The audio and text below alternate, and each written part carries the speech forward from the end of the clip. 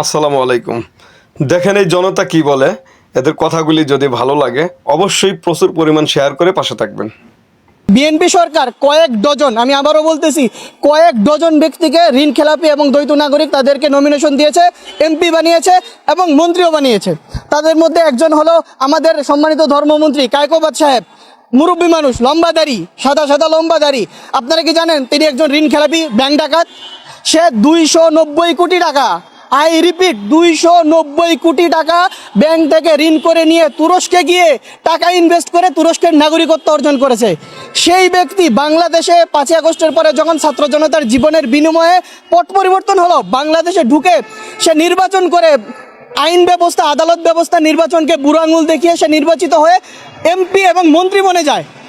চিন্তা করেন, একজন ব্যক্তি জনগণের তিল তিল করে জমানো টাকা ব্যাংক থেকে লুট করে 290 কোটি টাকা লুট করে নিয়ে গিয়ে সে দেশে এসে ধর্ম মন্ত্রণালয়ের মন্ত্রী হয়ে যায়। একজন চোর, একজন ডাকাত, যে 290 কোটি টাকা বাংলাদেশ থেকে নিয়ে পালিয়ে গেছে এবং তুরস্কের নাগরিক, সে ধর্মমন্ত্রী হয়ে বসে আছে।